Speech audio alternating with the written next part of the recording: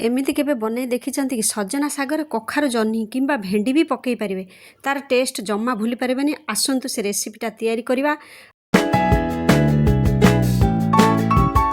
प्रथमे सजना साग को भल भाव धोई नेबे। धोई नहीं कि चाहिए जदि छोट छोट भी काटी पारिबे, न काटिले भी चलुची, डायरेक्ट भी पकई पारिबे।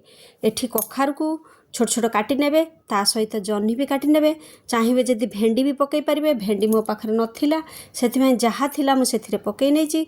एठी रसुण को छेची नेबे, पियाज को छोट छोट काटिकी, कंचा लंका छोट छोट काटिकी अलगा रखी नेबे। आउ गोटे जगार गोटा सोरिष, कला सोरिष किंबा धड़ा सोरिष जोटा भी हो, आउ ता सहित सुखिला लंका। गोटे कढ़ई बसई नेबे, से कढ़ई रे सोरिष तेल पकेबे। सोरिष तेलर गोटे अलगा फ्लेवर थाए, सेथिमाई सोरिष तेलर ही साग आइटम जहाँ भी बनेबे सोरिष तेलर बनेबे। एठी मु सोरिष पकई नेबे। आउ जतेबेले सोरिष आउ सुखिला लंका फुटी जिवो, तापर पियाज कटा आउ कंचा लंका कटा पकई नेबे। एमिति भाजिबे, पियाज जम्मा कड़ा हबनी, टिके हल्का लाल लाल पियाज रहिबो। कारण साग जतेबेले भाजिबे पियाजटा जेते कंचा रहिले तार गोटे फ्लेवर दुई गुणा लागिबो। केबे भी कड़ा भाजिबे नहीं। कौनसी आइटम अन्य कौनसी आइटम रे पियाज कड़ा भाजिले भल लागे। एठी रसुण छेचा भी पकई नेबे। रसुण रे जेतेबेले फ्लेवर आसी जिवो, ता उपरु सबु पनीपरिया पकई नेबे। जहाँ भी एठी कटा जाइथिबो सेई पनीपरिया पकई नेबे।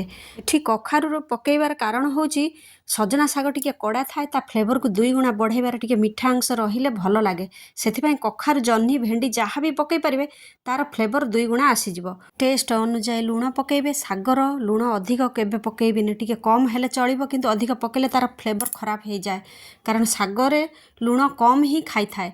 ता ऊपर ढांकण ढाकी देबे। मिनिमम 3-4 मिनिट सिझी जिवो। कारण जह्नी की कखारु बहुत कम टाइम लागे सिझिबा पाई, आउ सेथिरे पानी भी बाहरी जाए। उपरु साग पकई देबे। सजना साग को बेसी टाइम लागेनी सिझिबा पाई, कारण सजना साग 2 मिनिट रे तैयारी हुए। कारण सजना सागर जदि बेसी सिझी गला से कड़ा हो जाए, तार फ्लेवर खराब हो जाए। सेथिबाई कम समय रे ताकू भल भाबरे चलई नेबे। कम समय रे ही सागटा तैयारी हुए। एठी हमर ए रेसिपीटा बहुत कम समय रे ही तैयारी होइताए। आउ एइटा पखाळ किंबा गरम रे खाइबे पसंद आसीबो। एई सागर बहुत प्रकार बेनिफिट्स अछि। डेली खाइले भी तार विटामिन अभाव होबनी। कारण सबु बेले खाइबा पाई डॉक्टर माने कहती सबु बेले सजना साग कोउथिरे ना कोउथिरे पकेइकी खांतु, डाली किंबा भजा करिकी खांतु, पसंद।